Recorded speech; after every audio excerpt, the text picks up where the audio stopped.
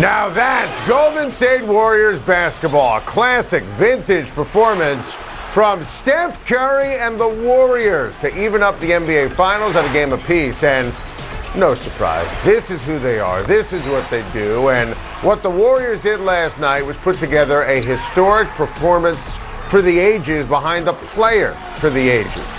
That third quarter represented the greatest gap in points in a quarter in NBA Finals history. 2 points separated the Warriors and Celtics when you look at halftime. But then it was absolutely incredible as Golden State outscored Boston 35-14, and that aforementioned 2-point halftime lead turned into 23 points, and then garbage time to start the fourth quarter. It was impressive, but it wasn't stunning. This is Steph Curry, the greatest three-point shooter and outside shooter in NBA history. This is Steph Curry showing the world he can lead these Warriors to a title and get that elusive Finals MVP.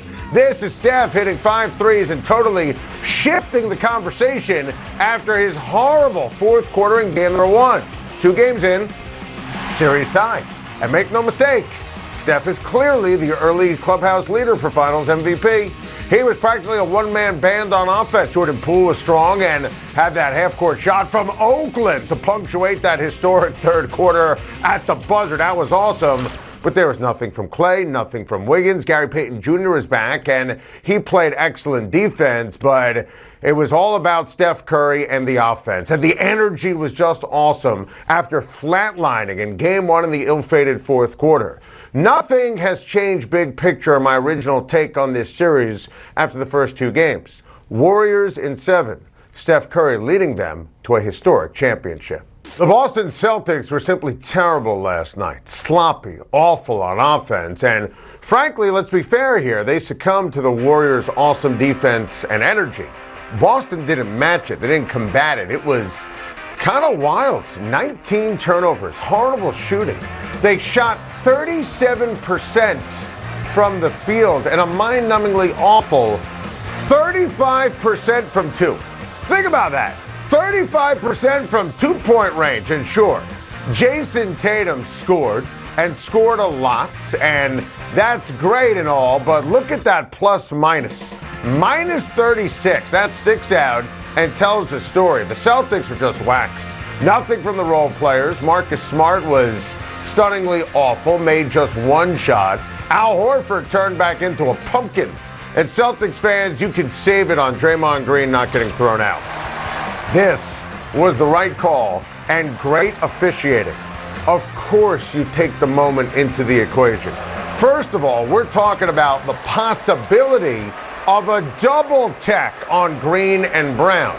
There's some pushing, there's some grabbing, there's some jawing, but nothing wild, nothing out of control. Draymond Green had great energy coming out of the gate, and he was on that teeter-totter of being amazing and hurting the team. But this energy was needed after game number 1. Look, if this was one-sided, you had Draymond Green running around like a lunatic, you tee him up, you throw him out. We're not having this conversation. But that wasn't the case. That was the right call, not calling a double tech. Nothing in that situation, you saw the video, was over the top. Draymond Green is a Hall of Famer at doing the little things that win games and championships, and he did that last night. I don't want to hear any sour grapes from Celtics Nation.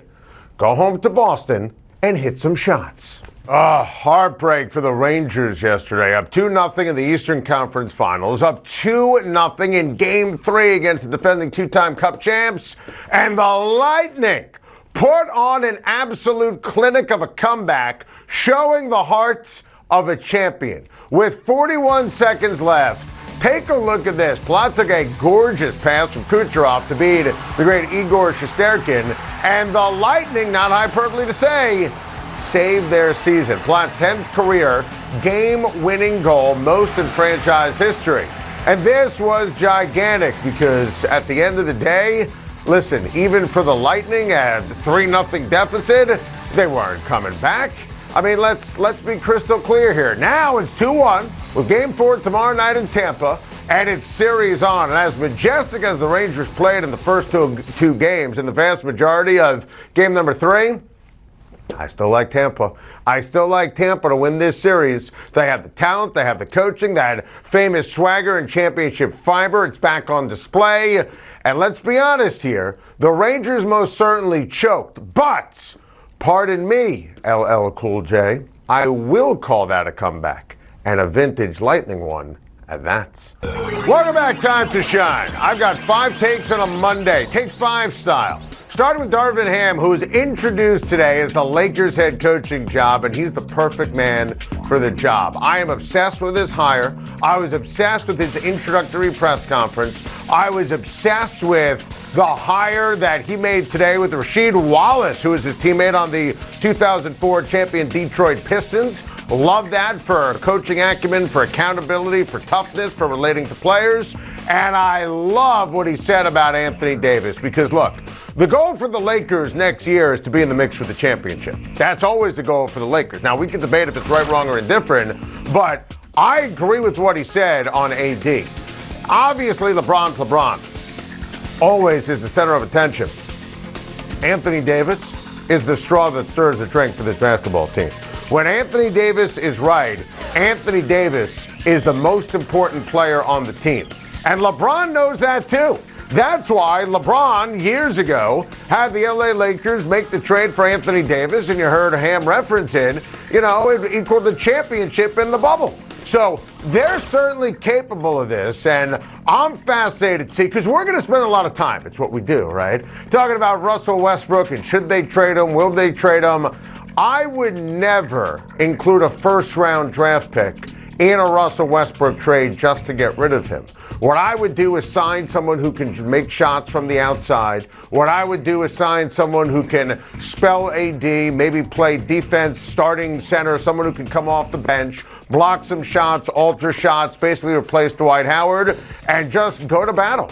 Because if you have a healthy Anthony Davis, Lakers are going to be that much better. Regardless of the mix when it comes to LeBron and Westbrook and their chemistry. And I think that Ham, and this is on purpose why I mentioned Rasheed Wallace, he's going to make sure, they're going to make sure that these guys get it. I am a big Frank Vogel fan. He got scapegoated. There's no question about it. But I think Ham is going to have a huge stamp on this team instantly, immediately, and don't be shocked when the Lakers are a top 4 seed with the right offseason next year.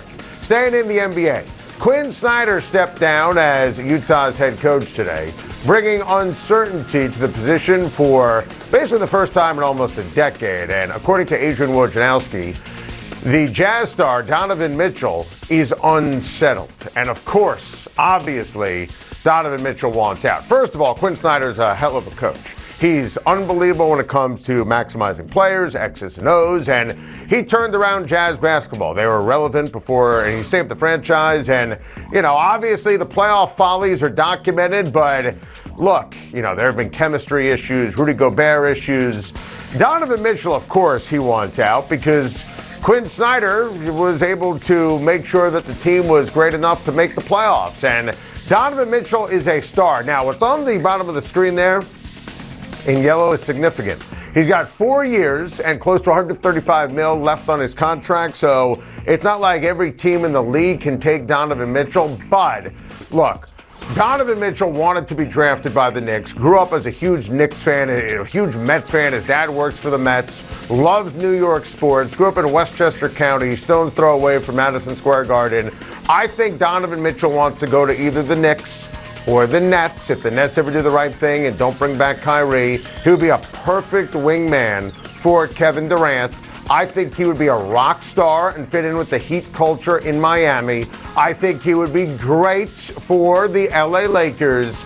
And the other team that he would be great for if they could make the salaries work would be Luka Doncic and the Dallas Mavericks. But of course, Donovan Mitchell, who's a pro's pro, a star's star, of course he wants out. I mean, you see some of the names that Utah's going to interview. I mean, second-tier assistants and Terry Stotts. I mean, the Jazz are going to be awful. They're going to be irrelevant. Quinn Snyder will sit out the year, and then eventually he's going to be the hottest head coaching candidate. Love Quinn Snyder. It was time for him to go for him because A lot of chaos in that front office. Of course, Donovan Mitchell wants out. My third take on this Monday, Matt Patricia cannot call the plays for the Patriots offense. So Jeff Howe over at The Athletic reported that Patricia is the leading candidate to call the plays. And, I mean, what are we doing here? Seriously. Matt Patricia, defensive coach. Matt Patricia, failed head coach of the rebuilding since 1957 Detroit Lions. And you're going to put him in charge of the growth and development of Mac Jones? I mean, we're talking about Matt Patricia, or we're talking about Joe Judge, another failed head coach, part of the Belichick tree on the defensive side? Makes no sense. Look, I don't know what the Patriots are doing. It's Belichick. He knows more than you. Does he? Not when it comes to this. You had Josh McDaniels, who's one of the best ever to call plays, being offensive coordinator. Have a better plan. Matt Patricia, Joe Judge, makes no sense for New England. Patriots are not making the playoffs. How about my guy Rafael Nadal over the weekend, capturing his 14th French Open title and his 22nd Grand Slam. Nadal is a legend. Nadal is breathtaking. This right here was my favorite moment in sports this weekend. Seriously. And it was a great weekend in sports. So many great moments, so many great plays, but that is awesome. And look at his French Open record. I mean, every time we show that, I think it's a mistake. It's like at a fantasy camp or a video game. Just unbelievable. And my final take in this Take 5 on a Monday, the Colorado Avalanche are an absolute force. And I got to be honest with you. Look, I'm dead wrong on the series. I picked the Oilers to win it. You know, Game 4 tonight, and the Oilers are down 0-3. When Connor McDavid scored within a minute of the puck being dropped, I figured, all right, I'm going to get on the board. Edmonton's going to get on the board. Or Colorado, the Cup favorites going into the postseason, they're going to absolutely engulf Edmonton. This series is over. Edmonton is cooked, and the Avalanche are just amazing. Thank you for watching. Please like and subscribe, and don't forget to hit the bell for more videos.